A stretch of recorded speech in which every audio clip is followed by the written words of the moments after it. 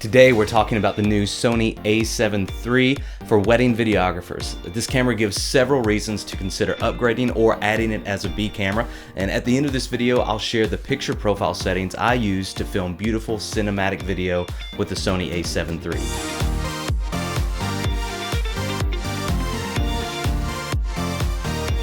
Hi, my name is Luke, creator of WeddingFilmCoach.com. Wedding Film Coach is all about helping beginners get started with video, focusing on three key areas: philosophy, craft, and business. If you'd like to learn more, go to WeddingFilmCoach.com. What makes the Sony A7 III a great option for wedding videographers? Let's talk about it.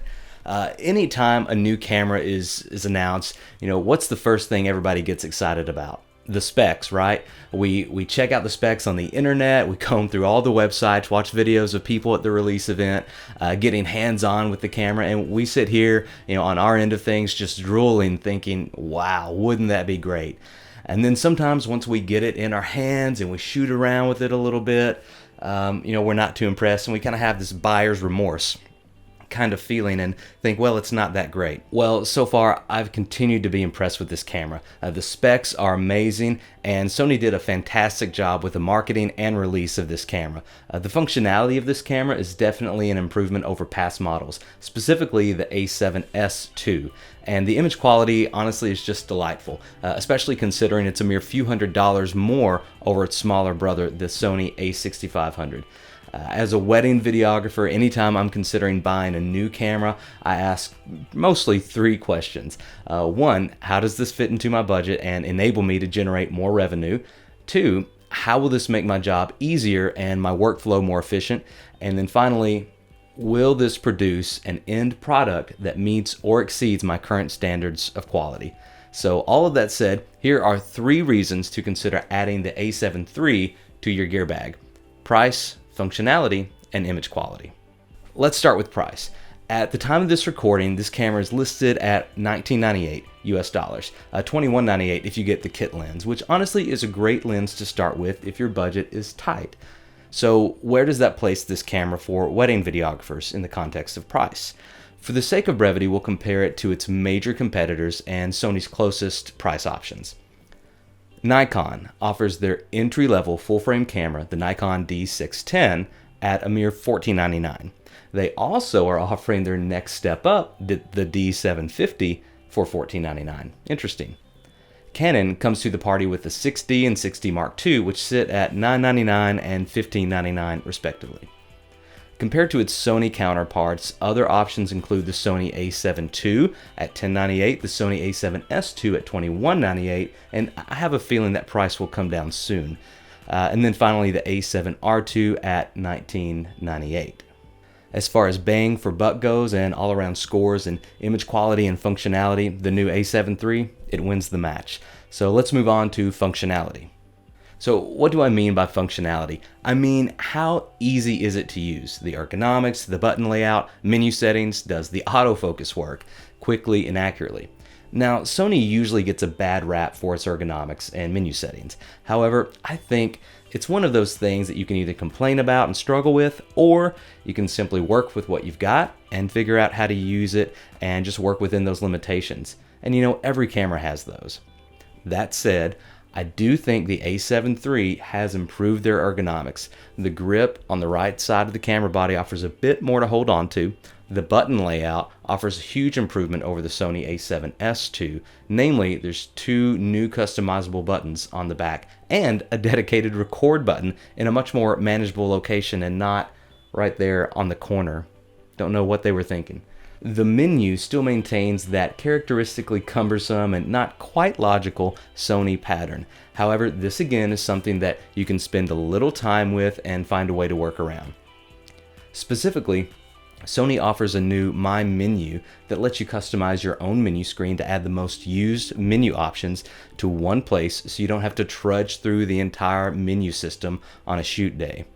And of course, once you map out all of the customizable buttons, plus the ever so helpful function menu, all of a sudden the menu system leaves very little to complain about. Additionally, the autofocus on the A7 III is a breath of fresh air, especially paired with the very effective touch panel. I found that these two features together, considering the manageable low light performance, and more on that later, has made this camera one of the best entry-level full-frame options on the market. Next, image quality. The Sony A7 III offers astounding image quality for the price. When compared to other cameras of similar price points, the image quality stands on its own and most often comes out ahead of the competition.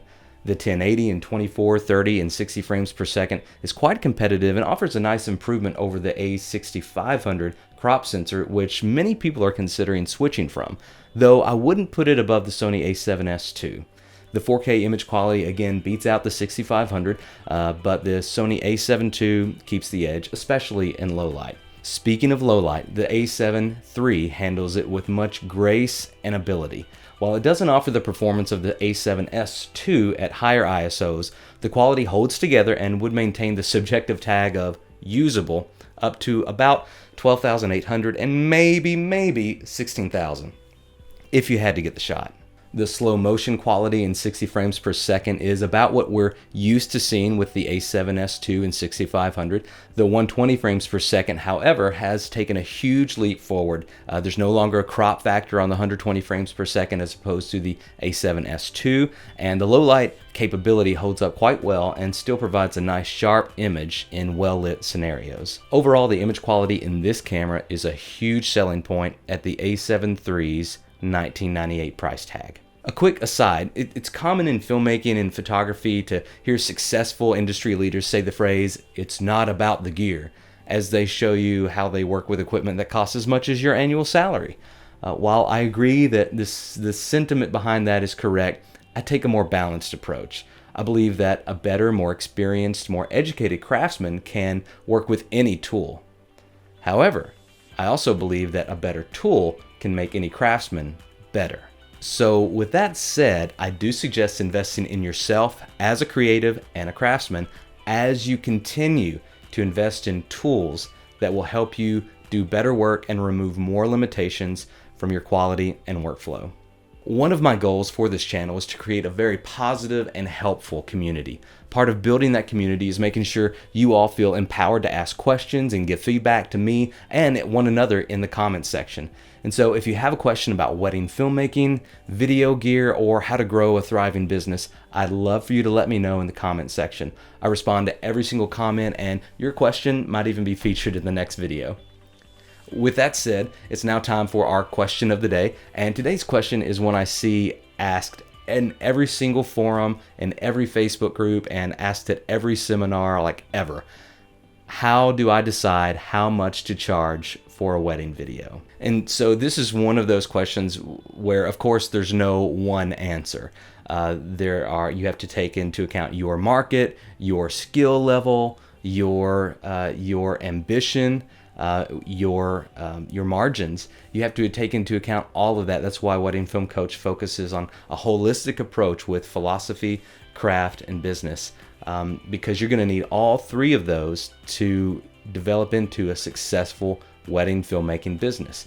All that aside, I would suggest if you are just starting out, if you haven't even filmed your first wedding, I would suggest considering doing your first one for free, because the thing that you need most right now, it's not exposure, it's not marketing, it's not whatever else, it's work.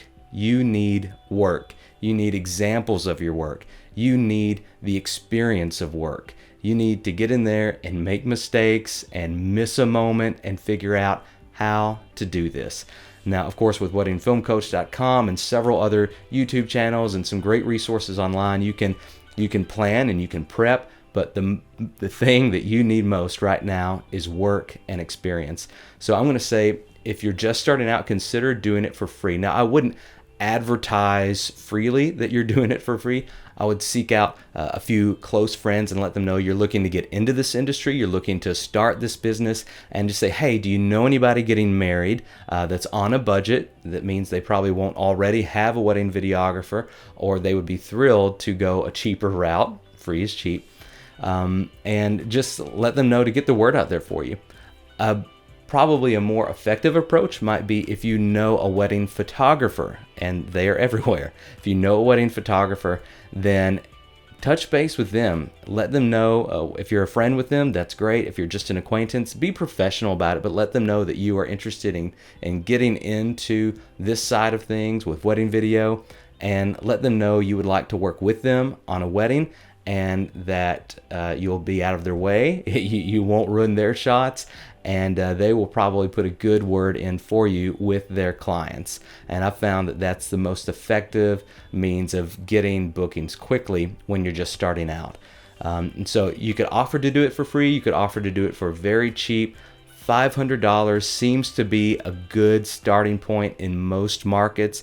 If you're in a very rural setting where cost of living is low, people don't spend as much on weddings, then you may even bring that down to $300. And don't give them the farm either. Do a very basic setup. Say, hey, I'm going to make you a highlight film, and 3 to 4 minutes, one song, cut it to one song, and then give them just very thinly produced moments of videos of those special moments in their day. So if they have a first look, give them a video of that, their first dance, parent dances, cake cutting, speeches, all of that. They don't have to be as produced and as fine-tuned as the highlight film, but go ahead and give them that as well. But don't give them a highlight film plus a documentary edit plus a same day edit plus a teaser plus a trailer plus a pre-wedding video. You don't have to give away the farm. It's going to drive you crazy doing all that work for free, and you'll get bitter, and you just don't want to go that route.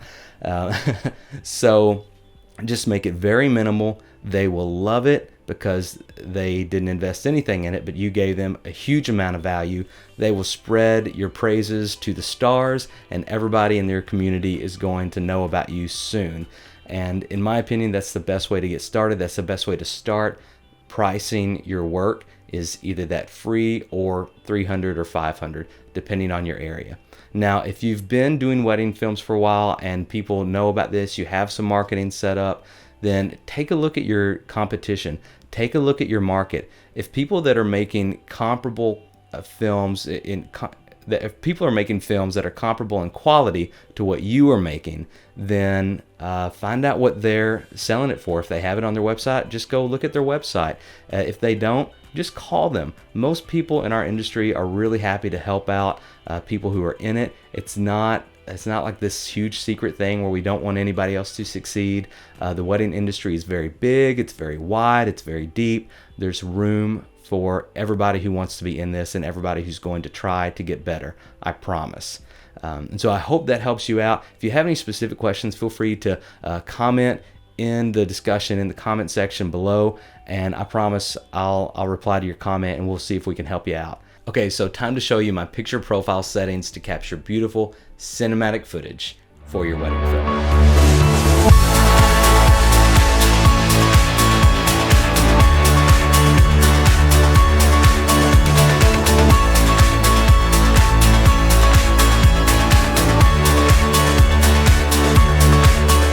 If you found this video helpful, here's a place to check out my video about why I think the Sony A7 III could be the perfect camera for beginners. You could also click on the playlist at the end of this video to see our whole series on the Sony A7 III. Let me know in the comments what kind of content you think would be helpful to you. Other people might want to know the same thing, and so it's helpful just to voice that out loud in the comments section. And lastly, yes, subscribe to the channel if I've helped you in some way, and be sure to turn on the notifications by clicking or tapping on that bell. And right now, I'm producing some content specifically comparing the Sony A7 III to the A7S II, to the 6500. And if you own either of those, or you were thinking about purchasing either of those cameras, you'll definitely want to check out those videos. I'm Luke from weddingfilmcoach.com. Thanks for watching, and I'll see you in the next video.